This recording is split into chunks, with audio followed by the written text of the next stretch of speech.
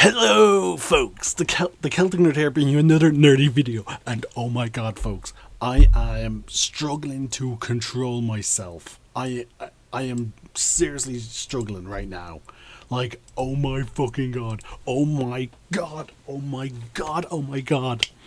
So someone just on Facebook just sent me a link from IGN talking about this that was announced just today at the Game Rewards. Oh my god. Star Wars Fate of the Republic, announced from former KOTOR and Mass Effect director. Like, this game is being dubbed Knights of the Old Republic 3. And I have not read this article, folks. I'm gonna watch the trailer because, again, like, oh my fucking god, I'm hoping this is real. I am hoping that this is real, and this is not just a fan trailer. Hold on, I want to make this. Why isn't this playing? Oh my god, is it not playing because I am screen sharing? Oh no, no, come on. Oh my god, am I gonna have to try and find this on YouTube? Okay. Star Wars, Fate of the Republic. Here we go. So yeah, this was uploaded 1 hour ago. Okay. Here we go, folks. I'm gonna turn it off. Oh well, you guys can't hear the video. Give me a sec.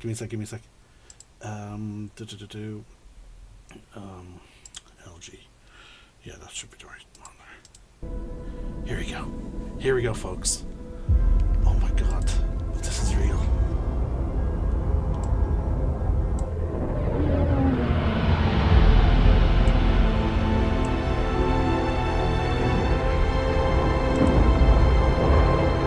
Don't know why that warning is still coming up on my chat, but hopefully people who are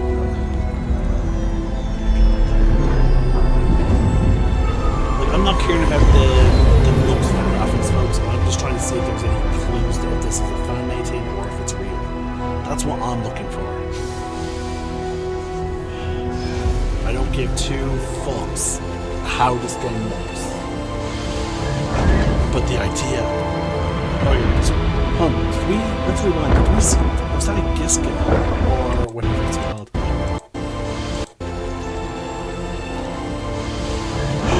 Is, oh my god, are we on KOTOR?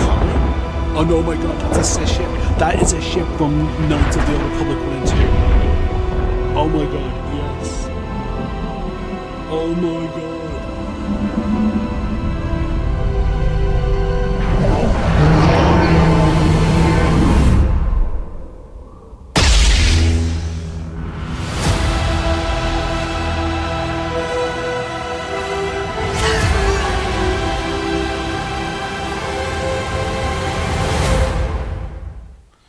Okay, they gave us a website. What's this is? Okay, we have no clue. Oh my god. Sorry folks, I'm sorry folks. It is 10 to 3 in the morning, right? It's 2:52 a.m. My home's walls are quite thin, and my mother and brother are, sleeping. And oh my god. Okay. Let's just talk about, like, oh wow. Okay, so we have a planetary system here. Now, at first, when, like, clearly it's not the Ebon Hawk. Like, the Ebon Hawk does not have the wing layout like this. We're clearly going on to like an Arctic planet, or at least we're in a cold environment. Like, so the ship is quite small. We can tell that, folks. We can tell that the ship that we're going to be on is quite small, because how often is it in Star Wars when we have like a frigate class vessel, or what are the cargo ones? It goes frigate and corvette. When do we see those type of ships that have, the ramp right behind the pilot seat? So we're clearly in a this ship here is clearly a landing vessel. So like technically it's twin engines by the looks of here, but like it must be a small vessel for that ship, the chair to still be swiveling as she got off. We see two potential companions.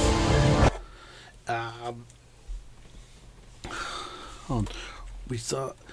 Okay, so they're walking out the side here. Alright, so we see a gasket. Now, for those of you that watched my Knights of the Old Republic Let's Play last year, a gasket is a type of amphibious, like frog-like creature that gets introduced onto your ship, I believe, at Manon.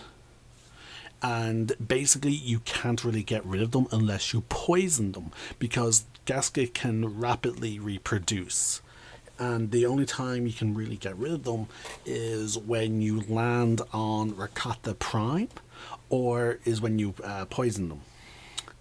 Otherwise they're just always going to be around your cargo hold and some areas of your ship.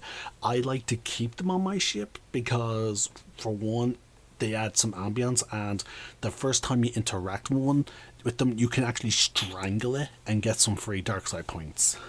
But okay, so we clearly have a 3-party system, pretty standard in Knights of the Old Republic. I know Dragon Age started off with a 4-party system, and then eventually they reduced the party size down to 3. So nothing major there. Now, one thing I do hope they keep, if this is truly like a spiritual successor to the Knights of the Old Republic series, I hope to God they keep like the D&D style of it, because again, if you played Knights of the Old Republic 1 and 2, it played very much like a D&D game. I can't now, at the time, their Wizard of the Coast did have a Star Wars RPG system, which they used for the game, for the video game. Unfortunately, there's no Star Wars role-playing system anymore. So if they were to try and keep it similar back to those old games, they would need to borrow either from D&D 2024 edition or something like that. I would not mind them doing it. I think it would be a really cool idea to open up my character screen and see like, okay, this +5 to hit. Now, I would like them if they use a system that I could recognize, because I would absolutely fucking love that. And not gonna lie, considering how Knights of the Old Republic had levels 1 to 20, 20 being your max level, I would completely try and port over whatever system they had for 2024 D&D. I would try and reverse engineer it if they did. Not gonna lie, that's part of the reasons why I would love it if they did, if they kept to the style of role playing that was in Knights of the Old Republic 1 and 2. Let's move on. But yeah, this old Sith vessel. Now this, I can definitely see why people are calling this the spiritual successor, because we're still, now we don't know how long it's been, but the fact that that shipwreck is clearly important to the story.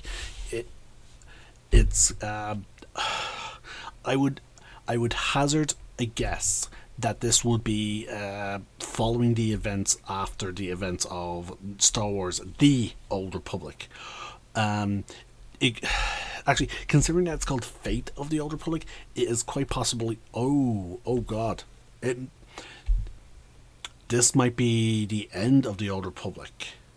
Because if they do this and this is set after the events of the Old Republic, why would they keep developing the Old Republic? Holy shit, folks. Okay, so there's still a fair bit of time between the events. I know you do partner up with Satil Shan you can partner up with Satil Shan in the Old Republic, which is Bastila's and Revan's descendant. I'm not terribly sure how distant they are. Um, let's see here. Star Wars, the Old Republic timeline with KOTOR. Let's see here. Okay, so they have 300 years to work with. So Knights of the Old Republic 1 was about 3,956 BBY. Knights of the Old Republic 2 takes place 3,951 BBY. So there we go, folks. And then Star Wars The Old Republic takes place 3,653 years BBY. So yeah, okay. So they have 300 years to work with, which is exciting. Like the fact that like 300 years that they could play with. I don't know why we can't watch any of this stuff here. But let's see. Let's read about the article. Let's go through the article. Okay. You guys can't really make it out. Sorry, folks. I'm really excited. I'm feeling really hyper right now. Source of Mass Effect Trilogy Development Studios, Edmonton, Alberta-based Acrona Studios. Okay, so we're getting we're getting a completely new studio, folks. It's not going to be BioWare. It's not going to be anything like that. It is a completely new studio. Well, at least the development studio is. It's described as the narrative-driven story, single player. Yes. Fuck. This is what I was hoping for.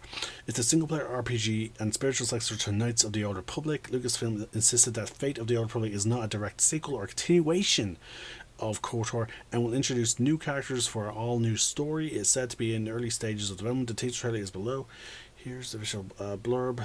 Players stepping into the overall of a force using the galaxy on the edge of rebirth. The rest of it are by name storytelling, memorable characters, and heart-pounding combat for an unforgettable experience where every decision begins to have a journey towards light or darkness. Working on stories Knights of the Republic was one of the defining experiences of my career. As said, was ours the fact that we're telling a complete new and different story with everything we've learned since. Crafting an adventure about choice, destiny, and timeless struggle between light and dark. It's a dream come true to once again collaborate with Lucasfilm Games. We look for partners who have drive and leadership to build something groundbreaking, and that's what we see in Casey, said Jay Ong, president of Disney Games Group. Under Casey's direction, Acronaut Studios is assembling a team with a deep passion for storytelling and building immersive worlds.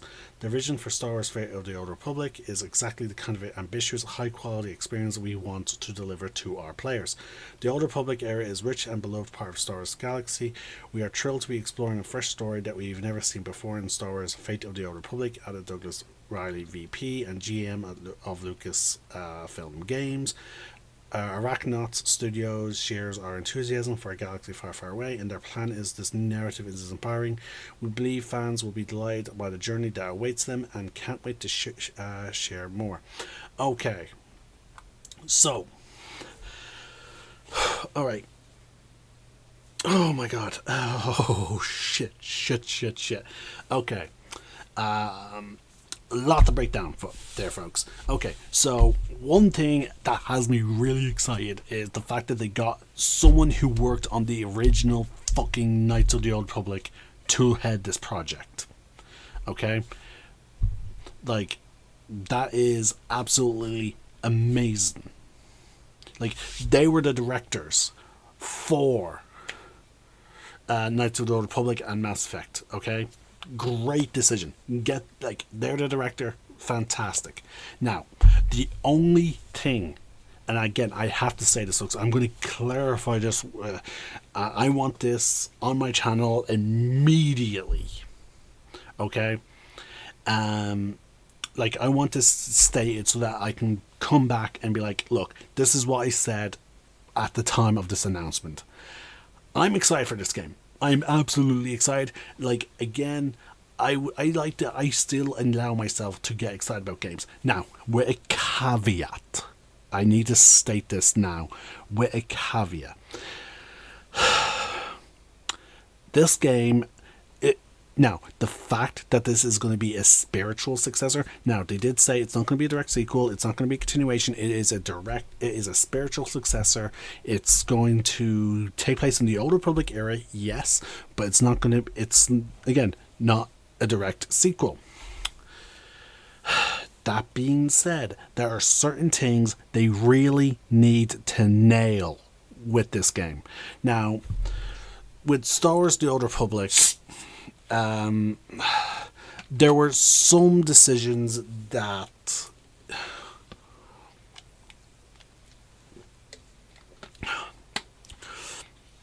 with Star Wars Pro, you never really felt your decisions super impacted the story. Now, again, we just last year we played Knights of the Old Republic.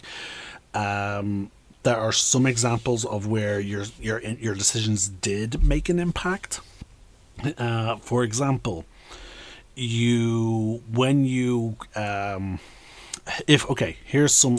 early one. If you lead the outcasts to the quote unquote promised land, when you return back to the Undercity, the camp is empty. You know, the camp is pretty much empty.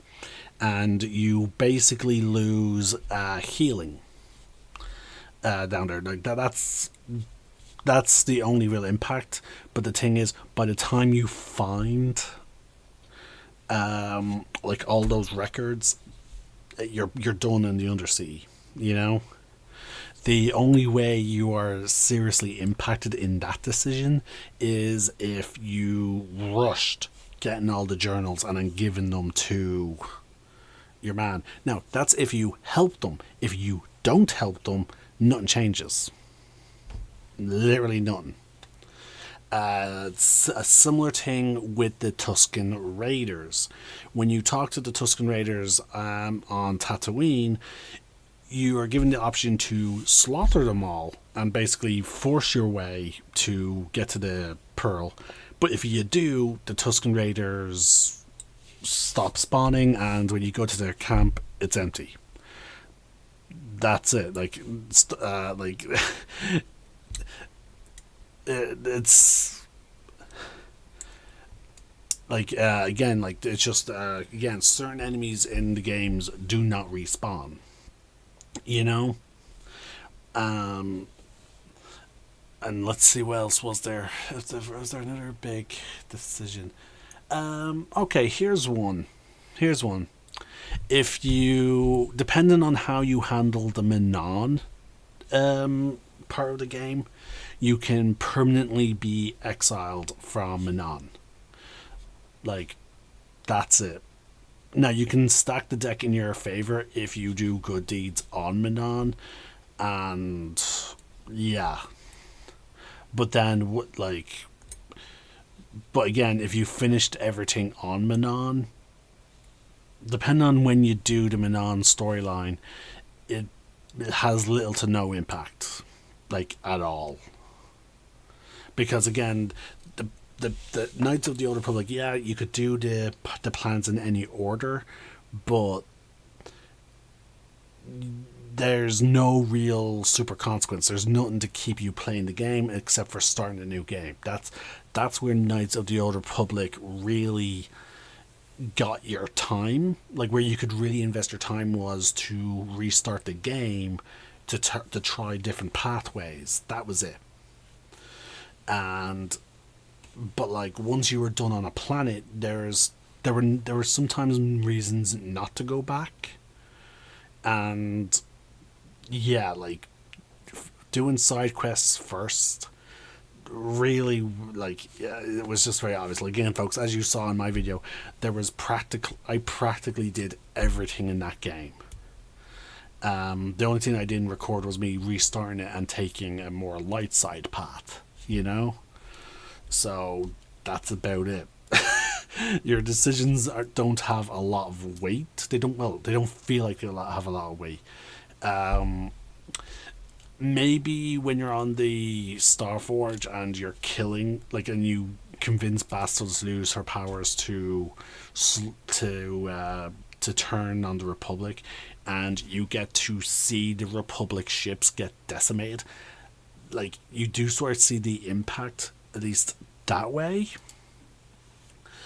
Like, again, you don't have to, but again, once the cutscene's over, you're immediately into your fight with Malik, you know, and there you go. And you're now head of the Sith Empire, and, well, sorry, at least the Sith fleet, and then there's nothing. It's game over. So I think what they really need to do with this game, though, is make it so that, one, our decisions have a big impact, right? We need to feel. Now, again, I will say, caveat to Knights of the Old Republic, it was back on the Xbox original. So keep that in mind, folks. This game needs to make our decisions matter. And again, coming from someone who not only worked on KOTOR, but Mass Effect. That's the thing. That they worked on Mass Effect. And Mass Effect was great at making sure our decisions sort of felt like they mattered. Now, slight caveat, though, to that statement, they really did need to rely on sequels to make our decisions feel like they had weight. The only time, now mind you, there were one or two quests that would open up if you made a decision. For example, if you spared the Rachni Queen, you do get a sort of like a little. If you on one planet, you would then have to deal with like some wild like Rachni, I believe. I think that quest only opens up if you saved her, to give you the impression that she went rogue. But it's really in Mass Effect 2 and Mass Effect 3 do you feel the full weight of sparing her life. So yeah. And the only way you had to answer for your decisions in that game was answering questions to the council. Like, the council was like, why did you do this? And then you had to give them an answer. Like, that was about it. So yeah, this game needs to nail that. It needs to nail what is expected of an RPG. Which is that the feeling way. Now again, they even state that that's going to be their plan. Okay, they stated, where is it? Okay, so crafting an adventure about choice. So that's a key thing here, folks. Choice. I'm hoping to God that this game is not going to be just a simple game similar to Jedi Survivor. I want this game to have a very different feel to Jedi Survivor. If it has like the fast-paced action of Jedi Survivor, fine. Great. That's not what I'm looking for. I'm looking for a nice, cruel, story-driven thing where, where I get to choose to be light or dark side. That is going to be fun. So yeah, that's where I'm real. That's what I say they have to nail. Another thing they need to nail is that it's our story. Now, this ties back to Jedi Survivor. Like, Jedi Survivor, the reason why that game worked, in my opinion, is because it's very focused on telling a specific story. It feels fun and it's good, and it tells a fun story of a Jedi struggling to keep alive and trying to do the right thing post Order 66. That is fine. But with this game, what we really fucking need, and we needed it we've needed a single player experience for this, folks, for a long time. Now, Star Wars: The Old Republic, again, I live stream that game.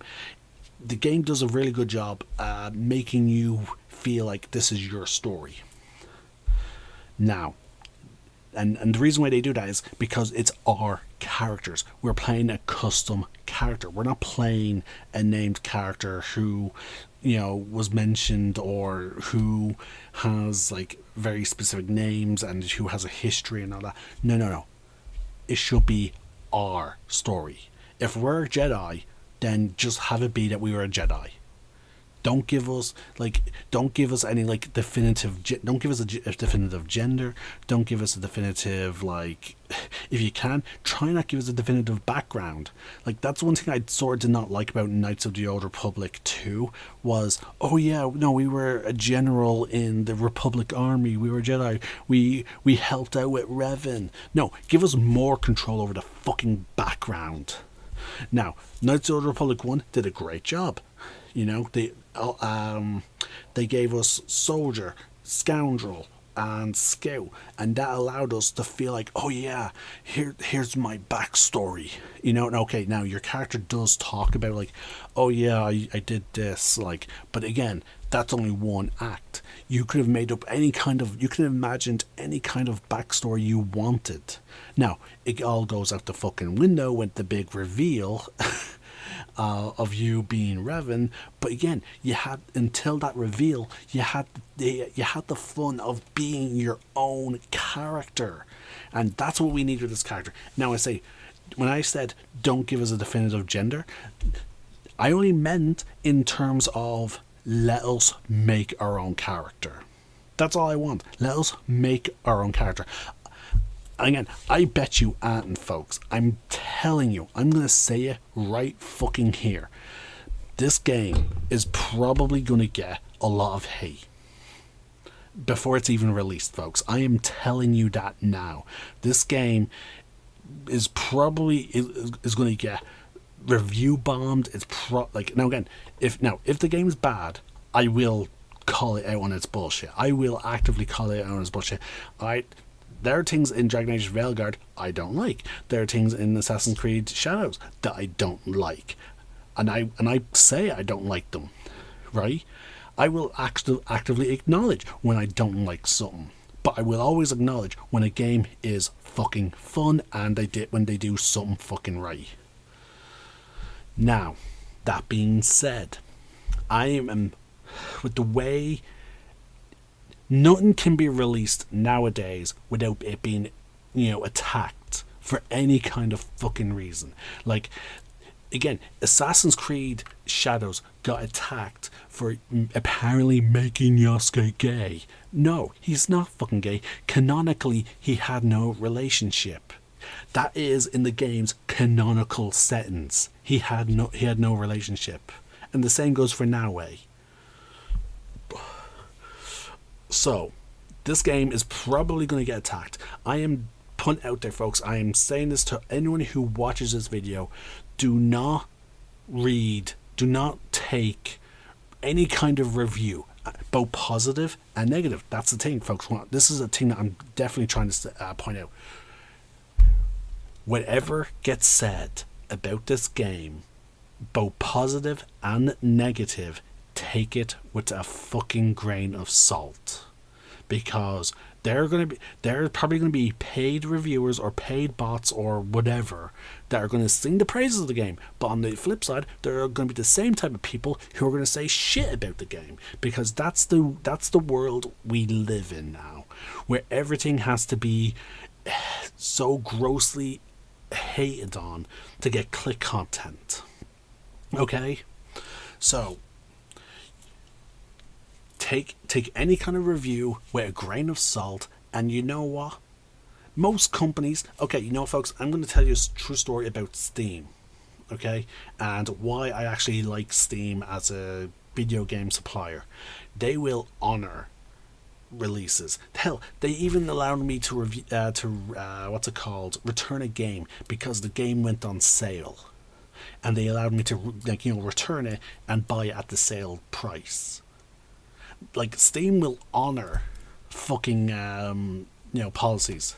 So that being said, you know what you should do? Ignore bad reviews, ignore good reviews, and try out the game. You will have what, you have like 2 hours to try out a game?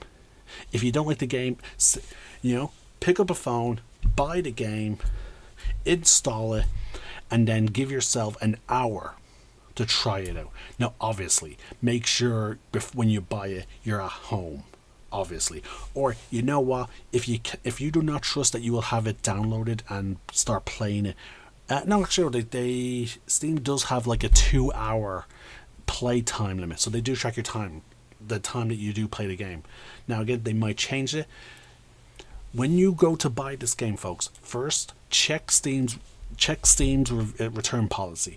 Check the window that you have to play it, right? So once you know the time, like if it's an hour, if it's 2 hours or whatever, buy the game, play it, set a time limit for 30 minutes before the maximum time limit.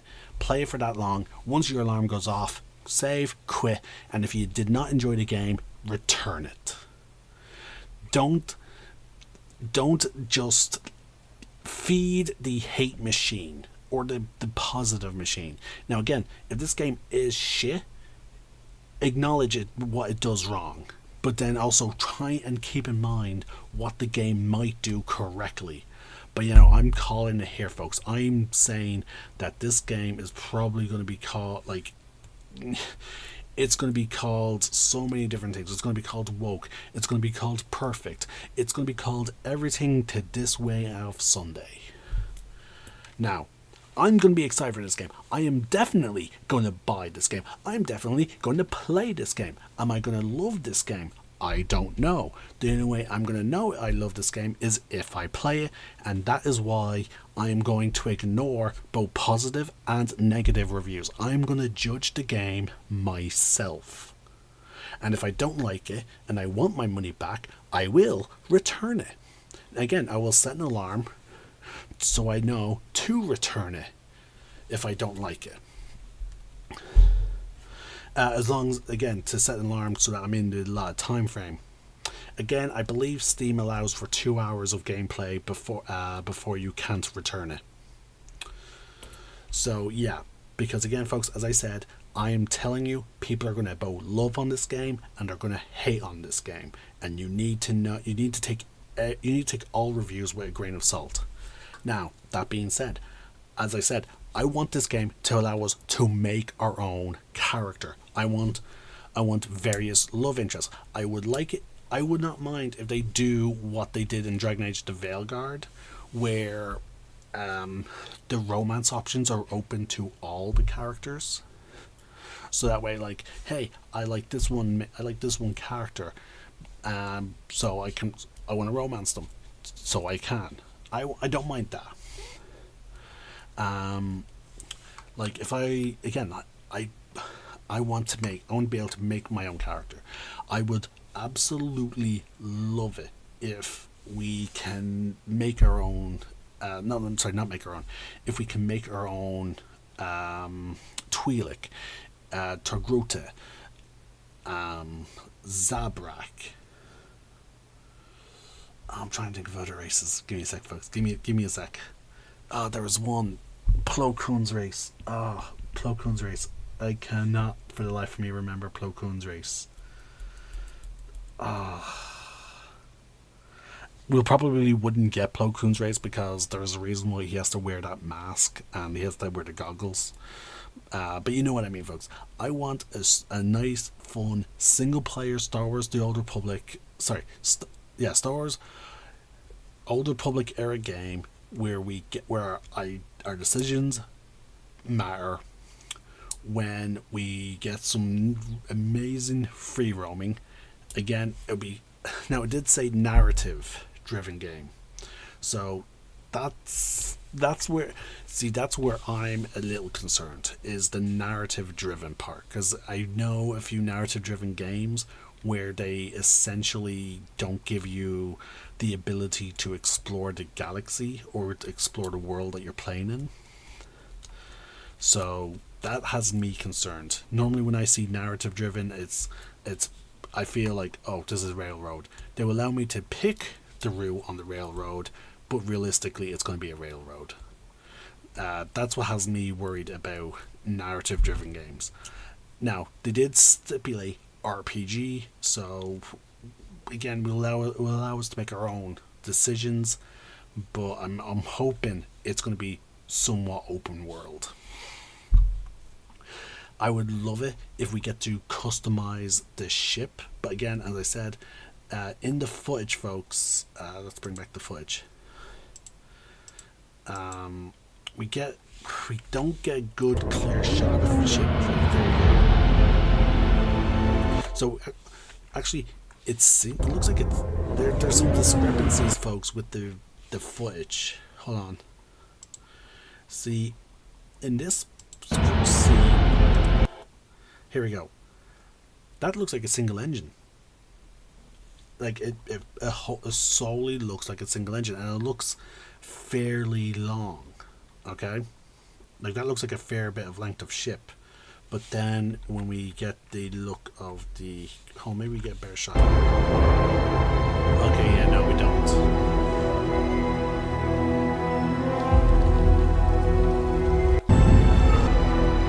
See, then the footage here.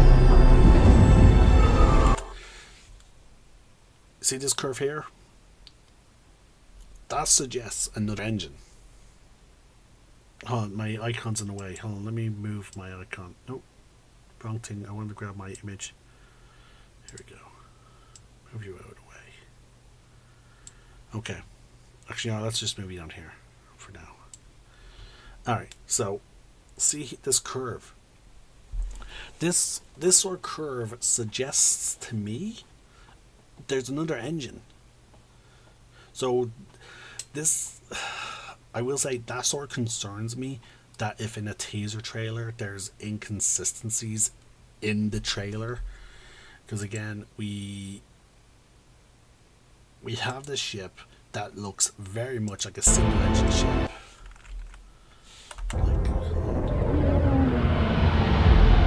Oh wait, okay, maybe it's two. They're very close, so maybe that's why it looks different.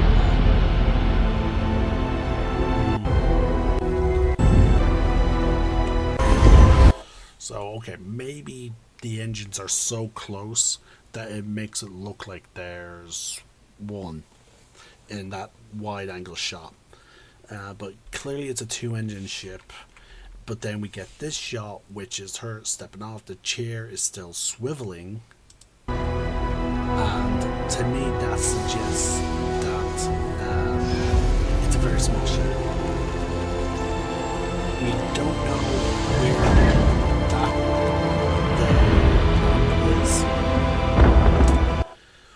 So yeah, we don't know where the ramp is on the ship. So we don't know if it's near the engines or if it's to the side. Either way, it looks very small. So that's a small concern to me, especially with it being 3 characters here. Because I'm like, okay, how are those 3 characters going to have living quarters on that ship? And also, does that mean we're not going to be able to swap companions? You know what I mean? It's a little concerning because of that. You know, I would absolutely love it if we get to customize our ship. And again, if we have a big ship and that was just simply a landing vessel, similar to how the Normandy in Mass Effect 2 had the Kodak, I would not mind that. If you give us a Normandy-sized ship with a landing vessel, fine. I'll be perfectly okay with that. But it's just that you don't really see that in Star Wars. Generally in Star Wars, the only ships that will really have landing vessels are, like, you know, proper war vessels that are quite large. Otherwise, yeah, it's a little concerning. But again, they're landing out in the wilderness, so maybe they do need a landing vessel for that. Because there are some ships that clearly would need a landing vessel, or they need to have a built-in starport. So, for example, in Star Wars 2, The Attack of the Clones, when Anakin and Padme are disguised as refugees to travel to Naboo, the ship they're on clearly needs to have it to land at a starport that accommodates its size and to where you get on, because there's no way for that to land physically on the ground, so it has to land, use its repulsors to let to flow and let people disembark, and then it will probably fly up and it probably refuels at a starport in space, like at a station. So there's always that. But yeah, oh my god. Like, we even see there the old fires there. Like, oh my god. I'm sorry, folks.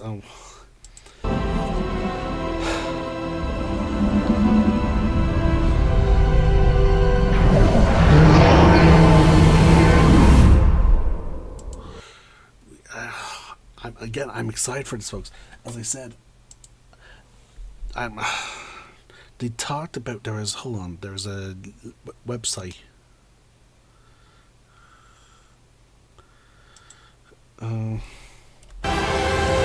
Okay, more at.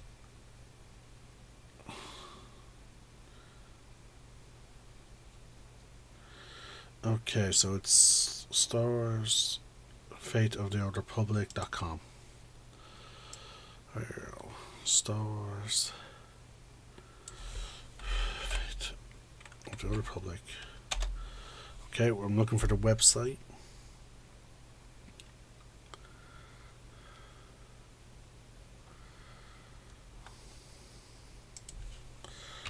.com.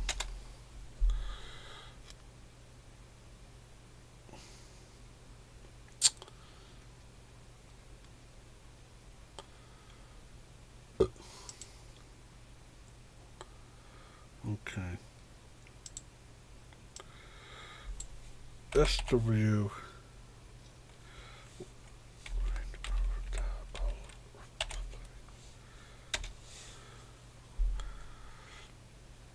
Was that right? Wrong? KOTOR. Okay, no, that's right. No. Oh my god, this turns out to be one big fake.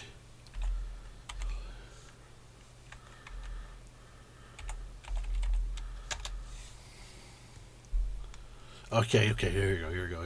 So, okay, it's a full-on website. Here we go. That's the trailer. That's the screenshots. And obviously, it's a check out the review kit using. There's the full press release. Oh, we have.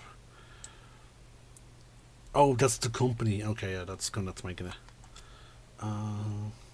Okay, so links. So StarWars.com, they have an interview with the developer. And epic narrative single player action role playing game.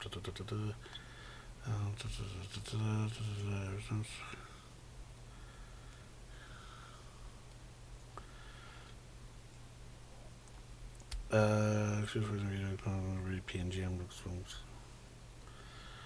Now again, I am concerned by the fact that it's Disney and Disney had the Acolyte. I will say I am concerned about that. If they try and tie in this to the Acolyte, I am going to be greatly disappointed. I hope to fucking God this is not going to be tied to the Acolyte. And again, I want us to make our own goddamn character. If people want to play a female character, that's fine. I want the option to play a male character. I want the option to exist. I want us to make our own character in all aspects. If we could if we have to play human, fine. So many Star Wars games force us to play humans. That I can deal with that.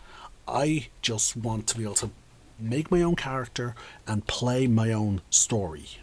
Make my own decisions. Romance who I want to romance. You know what I mean? And give us again. I would love it if they give us a nice large selection of romance options that are, and each of those options are deeply designed. Especially if any of them are going to be force sensitive, because again, like there's something like there, it.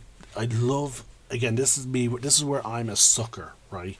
I love the forbidden romance between Jedi. I love the concept of it. You know, it's I find it very romantic. I am a bit sappy. But let's see here. Now it's storytelling with characters. When developed the original KOTOR, we wanted to create a definitive story experience, crafted an adventure that consists of all the things we dreamed of doing in Star Wars fans.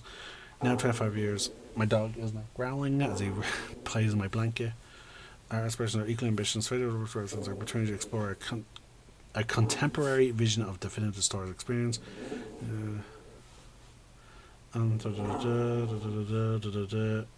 A combination of player agency and immersion in Star Wars, that was the heart of KOTOR. So again, that immersion, I'm wondering what they mean by immersion. Although Fate of the Old Republic is not a direct sequel, continuation is being built by people that we saw that quote. Fans. The project is about honouring the legacy by creating something in the same tradition, a deep cinematic, choice-driven role-playing. Again, it's the cinematic. This whole narrative-driven and cinematic stuff, like that type of talk, makes me concerned in video games. Are we going to be getting a walking simulator where we do get to make decisions, but realistically we don't get to explore the world? I don't like that. Like, don't get me wrong, I know that some games are really good for that type of thing. Like I understand that Telltale Games was a big hit. Like, you know, Telltale Borderlands, Telltale Game of Thrones, Telltale Walking Dead, and what was that other one? The one with the fairy tale characters on the wolf. I can't remember the name of it, folks. I understand that those games were very successful, but I don't like. If after 25 years, or sorry, after 20 years, after playing Star Wars: Knights of the Old Republic, we get something like this. Like, we get something like that after 20 plus years of waiting. I will be solely disappointed. I will be gravely disappointed. I'll be like, what the absolute living fuck? I did not wait that long. Now again, they did say action. So that does give me hope. It's hard to compel action in those type of games. And again, I've played Telltale games, folks. I really did. I really tried to enjoy them. I don't. I really fucking hate them. But let's see here. Where was I? Cinematic, choice-driven role-playing game. Reuniting with Kelsey has been a tremendous honor. We are pouring all our shared passion and experience into build the next great chapter. Creative clarity and shared vision. After directing the original Unbeloved game, Hudson was eager to return to the galaxy, creating a new expression of tradition. KOTOR, which was released in 2003, Star Wars has been an ever-present force in my life. From the time I saw the first movie in 1977, throughout my career, where it's been a consistent source for inspiration since then. It's hard to describe how exciting it was to work on Star Wars Galaxy. They worked on Star Wars Galaxy, the first Star Wars. Wait, hold on. In the Star Wars Galaxy, okay. Working on Star Wars Age of the Republic, it was a defining experience of my career. Remained in contact with Lucasfilm in more than the 20 years since, hoping to get a chance to collaborate again, but a project like this is a huge commitment for everyone involved. It took the right conditions to get everything to line up, he notes. This year, Hudson co-founded... okay, so he's actually... Okay, so this person who worked on Knights of the Old Republic and who was the director of Knights of the Old Republic and was the director of Mass Effect Trilogy, apparently he co-created the company that is making this game. Okay, that's a big positive. That's a positive note. That is a big positive note. Our goal is developing the kind of games I love making: emotionally powerful cinematic adventures driven by player agency, narrative deep depth, and immersive world building. Conversations between our team and Lucas Games led to an incredible opportunity to return to Star Wars. Once again, we could hardly believe we're working on such a special project. Still in the early stage of the creation of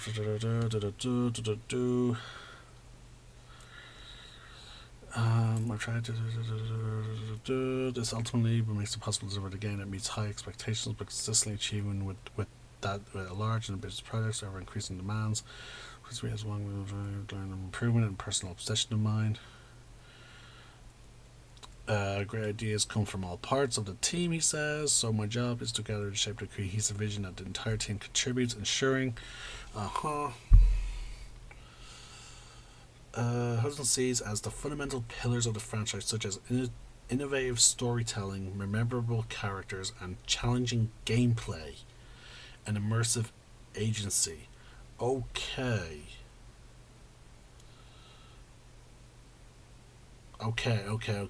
So, I will say, challenging gameplay is a good positive note. Again, I'm just hoping. Get off.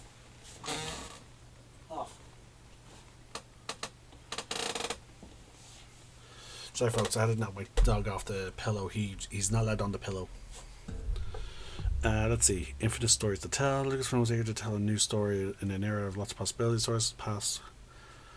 Is there being set in the past gives an immense amount of open space to tell a new original story while staying true to the spirit of Star Wars galaxy we love. Stories to tell. Riley was especially excited to partner with Hudson given his depth and knowledge of Star Wars storytelling. I don't know who this Riley is. We have been keenly aware our fans have been wanting us to revisit this player fantasy. Riley says to create a new RPG that lives up to the devotion as something that we have using crafting the deep. Okay, they're talking about Casey. It really blows me away to think that we are part of something that made such a lasting impression. When we were making KOTOR, we just focused on making the best game we could. I had no idea it would resonate the way it did, seeing the impact it made with players and how that connection has endured for more than 20 years. Although our team is mum on the details of the story they're planning, Federal Republic will introduce new characters for a whole new story. We're still in the development with main challenges ahead. I'm grateful that so that's about as much as we can really glean from this so far, folks. I'm going to stay on top of this. I'm going to try and actually cover this more often. Again, there are more positive ticks, I will say, so far than there are negative. Again, I'm just going to reiterate my concerns, because again, it's connection to Disney. I really hope they try and keep it disconnected from Acolyte, because we know how fans reacted to Acolyte. Like, Acolyte looked great. It had a lot of potential, but there were some elements of it where I was just like, okay, yeah, no. And I really wanted to enjoy Acolyte. I just couldn't. Star Wars from Disney has been hit and miss. So as long as Disney is not actively involved, like if Disney is just like, okay, here's the license, do what you do best. If Disney acts that way, fine, that'll be fantastic. I just hope Disney does not pull an EA where they're the hovering mother or the micromanaging type. But yeah, folks, I am quite possibly going to be buying the Star Wars game when it comes out. I will give you my honest opinion, and again, I will try and share any news I hear about this game. Okay, I will try and maybe once a month I will start Googling it. I'll come back to this webpage. Actually, I'm going to favorite this webpage right now. Here we go. Okay, I'm going to favorite it, and I'm going to try and stay on top of it. I'm going to favorite this one as well. There we go. So once a week, sorry, no, once a month, I will come to these sites and then I will go through them, okay? And we'll see, and I'll try and share any news that I hear, okay? But yeah, at the moment, I'm looking forward to it, but again, be skeptical, folks. Absolutely be skeptical. We know I've experienced review bombing. I've seen too much of it to believe. So yeah, take any kind of review with a grain of salt, folks.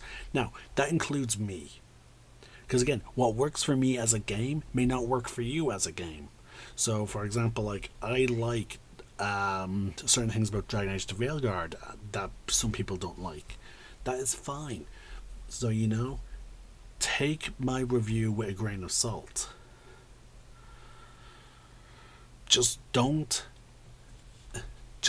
completely write off a game until you properly experience it yourself, or until you find videos showing 100% of the content, so that you have the context of which certain things were done.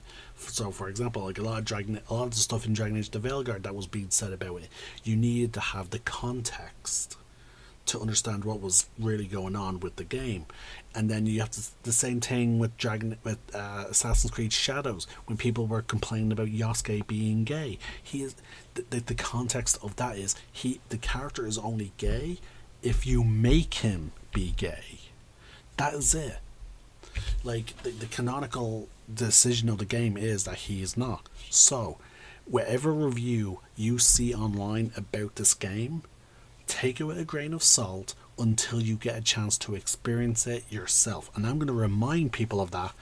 I'm going to be repeating this, folks, until I get my hands on this game myself. And I will repeat it every time I share news about this game, which I will share news about this game whenever I get news with you all. And hopefully this game will be the true, proper, spiritual successor to one of my favorite Star Wars games of all time. I'm the Celtic Nerd, signing out. One name, one sky, Salon and Gov Malgut.